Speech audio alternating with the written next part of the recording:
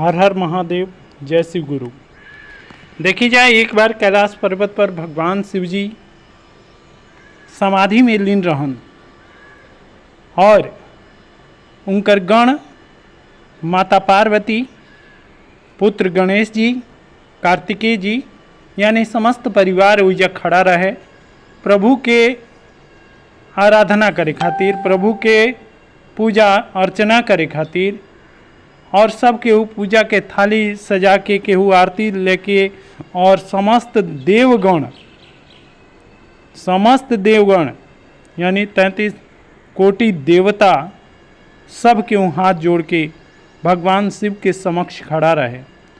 ऐसन कौनो देव, गंधर्व, किन्नर केहू ना रहे कि जे भगवान के सामने हाथ जोड़ के ना खड़ा रहे।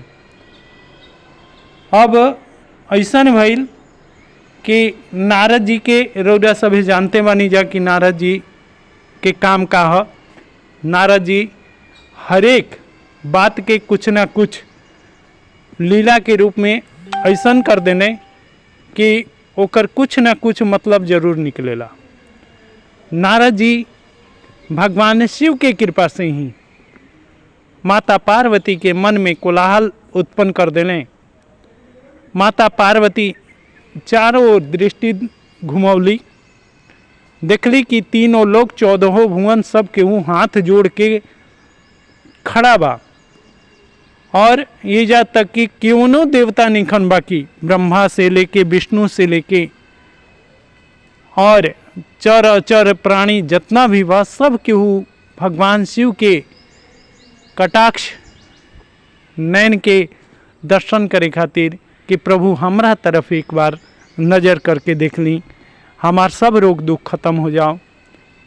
और एक खातिर सब केहू आस लगा के ललचाई नज़र से भगवान शिव के तरफ देखत रहे। और सब केहू यही सोचत रहे कि अरे एजा तो सब केहू विराजमान बा और सब केहू प्रभु सबके आराधक हमें। और एजा माता पार्वती से प्रश्न पर प्रश्न होता, सब देवगण प्रश्न करतने कि हे माता, रौरा का जानतनी कि प्रभु केकर आराधना करतनी। नारद जी भी इहे प्रश्न के लेके और समक्ष खड़ा हो गए माता पार्वती के कि हे माता, हम देखतनी कि एजा ब्रह्मा जी, एजा विष्णु जी और समस्त देवगण भी खड़ा बाने, चर अचर प्राणी जितना भी बा, नभ जर जे भी बा, उस सब केहू हाथ जोड़ के खड़ा बा। प्रभु के करा आराधना में लीन बाड़े माता, रौरा तो जानत होखम।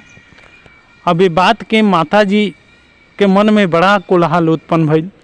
मोतो जी सोचे लगली कि अरे हमार भोला बाबा के तो सब केहू आराधना करेला, हमार भोला बाबा सबके आराधक में, तीनों लोग 14 भुवन इनका के परम पिता परमेश्वर कहेला।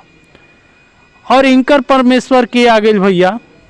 अब ये बात के माता सोचत रही और सब केहू जतना देवता से, गंधर्व से, किन्नर से, ईजा तक कि उनकर गण लोग केहू के हिम्मत ना होत रहे कि प्रभु के समाधि से जगाओ।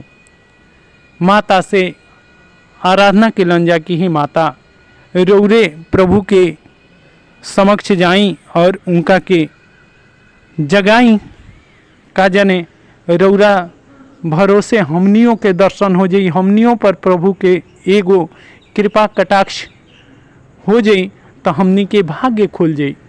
काहे कि भोलेनाथ जी के दर्शन सब केहू कइल चाहेला। माता सोचत सोचत अब ना रहल गई और जाके प्रभु के दहिना कान में धीरे से कहतनी, हे प्रभु जी, जागी जागी महादेव, रौरा खातिर पूरा सृष्टि आइल बा और रौरा के कर आराधना में लीन बानी प्रभु।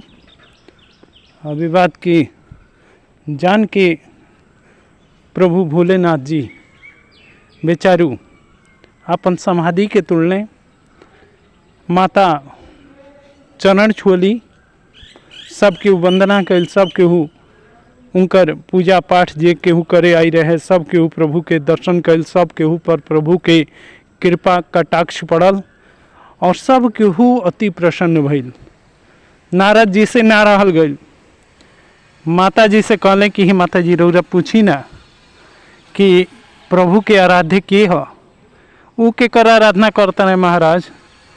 तब माता जी कहली कि हे नारद तू ही पूछो ना, हमरा आज पूछे के मन नहीं खे।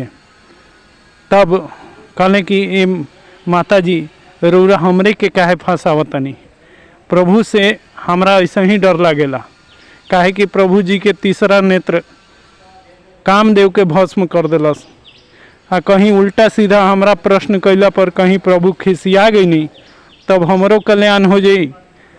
नारद जी जब कहले तब वो माता जी कहली कि अरे पुत्र नारद, तारा ऊपर प्रभु कबो ना खिसियई हैं, तू एक बार प्रश्न करके तो देखा। कहले ना माता, अतना हमारा भी हिम्मत नहीं खे, कामदेव तो जर गए और कामदेव के शरीर सब खत्म हो गई। अब पता न कोना युग में हैं का करी हैं, वो तो भगवाने जानस। बाकी रउरा जरूर ये बात के हमारा सामने पूछी, हम रोज़ जानल चाहतनी। हम जब भी आई ना प्रभु समाधि में लीन रही ना, केहू के आराधना करी ना, और आज हम ये बात के जानल चाहतनी। ये पर माता कली कि ठीक बा। आज समस्त देवता लोग भी हाथ जोड़ के खड़ा रहे कि इजा तक कि ब्रह्मा जी विष्णु जी सब के वो कहे लागल कि हाँ माता, ये प्रश्न के हमनियों के उत्तर जानल चाहतन जा। प्रभु से रउरा ये बात के समक्ष ये प्रश्न रखी ताकि प्रभु इस बात के हमनी के आज बतावस। ये बात पर माता सती यानी माता पार्वती कहली कि हे प्रभु, सबके एगो प्रश्न बा।